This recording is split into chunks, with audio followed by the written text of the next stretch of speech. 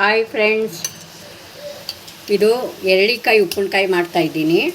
ಇದು 7 ಒಂದು ಮೂಸಂಬಿ ಸೈಜು 7 ಎಳ್ಳಿಕಾಯಿ ಎತ್ಕೊಂಡಿದ್ದೀನಿ. ಈ ಥರ ಸಣ್ಣ ಸಣ್ಣ ಪೀಸ್ ಮಾಡಿ ಕಟ್ ಮಾಡಿ 2 ಕಾಯಿಗೆ 1 ಹಿಡಿ ಉಪ್ಪು ಕಲ್ಲುಪ್ಪು ಹಾಕಿ ಕಲಸಿಟ್ಟಿದ್ದೀನಿ. ಈ ಥರ 1 ದಿವಸ ಆಯಿತು ಕಲಸಿಟ್ಟಿದ್ದು. ಇದಕ್ಕೆ ಬೇಕಾಗುವ ಪದಾರ್ಥಗಳು ನೋಡಿ: ಒಣಗಿದ ಮೆಣಸಿನ್ಕಾಯಿ, ಅರಿಶಿನ ಪೌಡ್ರು, ಒಣಗಿದ ಮೆಣಸಿನ್ಕಾಯಿ ಒಂದು 50 ಗ್ರಾಮ್ ಅಷ್ಟು ಎತ್ಕೊಳ್ಳಿ. ಅದಕ್ಕಿಂತ ಸ್ವಲ್ಪ ಕಡಿಮೆ ಎತ್ಕೊಂಡ್ರೂ ಪರವಾಗಿಲ್ಲ, ಖಾರ ಇದ್ದರೂ ಏನು ಕೇಳಲ್ಲ ಉಪ್ಪಿನಕಾಯಿ. ಮತ್ತು ಅರಿಶಿನ 2 ಸ್ಪೂನು, ಬೆಳ್ಳುಳ್ಳಿ ಒಂದು 3, ಒಂದು ಸ್ವಲ್ಪ ದಪ್ಪದು 3, ಮತ್ತು ಜೀರಿಗೆ ಒಂದು 2 ಸ್ಪೂನು, ಟೀ ಸ್ಪೂನು, ಇಂಗು ಒಂದು 2 ಸ್ಪೂನು. ಇಷ್ಟೇ ಇದಕ್ಕೆ ಬೇಕಾಗಿರುವ ಪದಾರ್ಥಗಳು.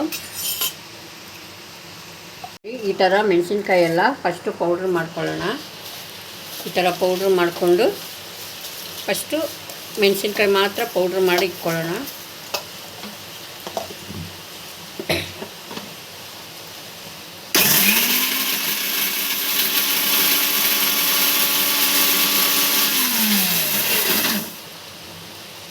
ಈ ಥರ ಸ್ವಲ್ಪ ಪೌಡ್ರ್ ಆದಮೇಲೆ ಮತ್ತೆ ಬೆಳ್ಳುಳ್ಳಿ ಹಾಕ್ಕೊಳ್ಳೋಣ. ಬೆಳ್ಳುಳ್ಳಿ, ಜೀರಿಗೆ ಹಾಕಿ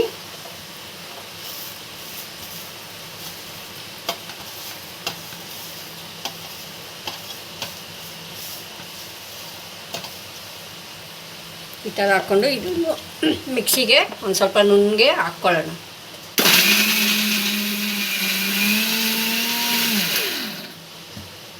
ನೋಡಿ ಈ ಥರ ಆಯ್ತಲ್ಲ, ಇದಕ್ಕೆ ಸ್ವಲ್ಪ ನೀರು ಬೇಡಿಸೋಣ.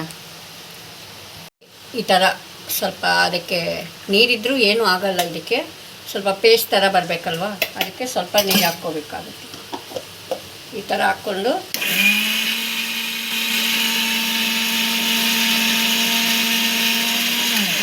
ಎಷ್ಟಾಗಿದೆ ನೋಡಿ, ಈ ಥರ ಪೇಸ್ಟ್ ಆಗಬೇಕು. ಇನ್ನೂ ಸ್ವಲ್ಪ ಆಗಬೇಕು, ಇನ್ನೊಂಚೂರು ಗಟ್ಟಿ ಇದೆ ಅಲ್ವಾ, ಇನ್ನೊಂದು ಸ್ವಲ್ಪ ನೀರು ಹಾಕೋಣ. ಈ ಥರ ನೀರು ಹಾಕ್ಕೊಂಡು ಈ ಥರ ಇನ್ನೊಂದು ಸ್ವಲ್ಪ ಮಿಕ್ಸಿಗೆ ಹಾಕ್ಕೊಳ್ಳೋಣ.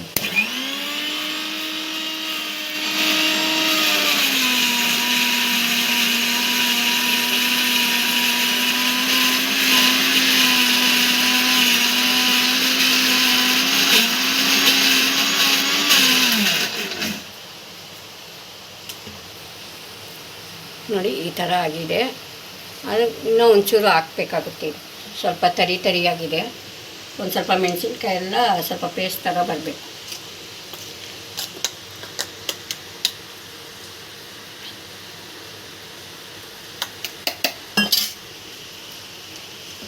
ಇದಕ್ಕೆ ಅರಿಶಿನ ಪುಡಿ ಸೇರಿಸ್ತಾ ಇದ್ದೀನಿ, ಮತ್ತು ಇಂಗು ಸೇರಿಸ್ತಾ ಇದ್ದೀನಿ. ನೋಡಿ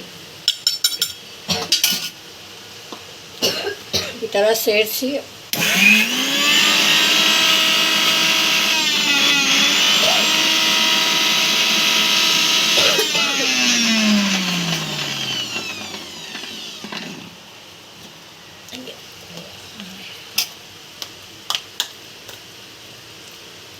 ನೋಡಿ ಈ ಥರ ಪೇಸ್ಟ್ ಆಗಿದೆ ಅಲ್ಲ, ಸಾಕು ಇಷ್ಟು.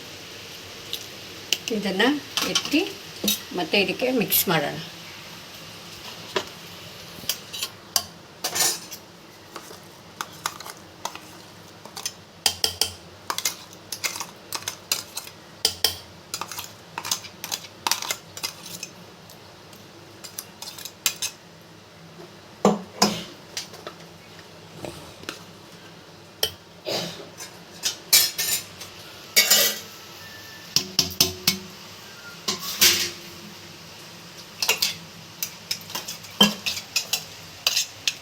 ಇದಕ್ಕೆ ಒಂದು ಸ್ವಲ್ಪ ನೀರು ಹಾಕಿ ಹಿಂಗೆ ಮಾಡ್ಕೋಬೋದು, ಏನೂ ಆಗಲ್ಲ.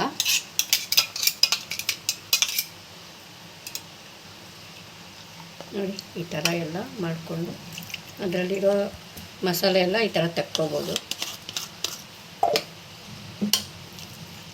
ಈ ಥರ ಎಲ್ಲ ಪದಾರ್ಥಗಳು ರೆಡಿ ಆದಮೇಲೆ ಮಿಕ್ಸಿ ಹಾಕ್ಕೊಂಡಾದ್ಮೇಲೆ ಈ ಥರ ಎಲ್ಲ ಚೆನ್ನಾಗಿ ಮಿಕ್ಸ್ ಮಾಡ್ಕೋಬೇಕು. ನೋಡಿ ಈ ಥರ ಇಷ್ಟು ನೀರಿದ್ದರೆ ಅಂದ್ರೂ ಏನೂ ಪರವಾಗಿಲ್ಲ, ಏನೂ ಆಗಲ್ಲ. ಚೆನ್ನಾಗಿ ನೆನೆದ್ರೆ ಅದೆಲ್ಲ ಗಟ್ಟಿಯಾಗುತ್ತೆ. ಇದು ಎಷ್ಟು ದಿವಸ ಇಕ್ಕಿದ್ರೂ ಕೆಡೋದಿಲ್ಲ ಮತ್ತು ಹೆಲ್ದಿಯಾಗಿರುತ್ತೆ. ಎಣ್ಣೆ ಇಲ್ಲ ಇದರಲ್ಲಿ. ಮತ್ತು ಸೊಪ್ಪು ಚಪಾತಿ ಎಲ್ಲದಕ್ಕೂ ತಿನ್ಬೋದು. ತುಂಬ ಟೇಸ್ಟಿಯಾಗಿರುತ್ತೆ, ಚೆನ್ನಾಗಿರುತ್ತೆ. ಒಂದು ಸಲ ಟ್ರೈ ಮಾಡಿ ಮನೆಯಲ್ಲಿ. ಲೈಕ್ ಮಾಡಿ, ಶೇರ್ ಮಾಡಿ, ಸಬ್ಸ್ಕ್ರೈಬ್ ಮಾಡಿ ಪ್ಲೀಸ್.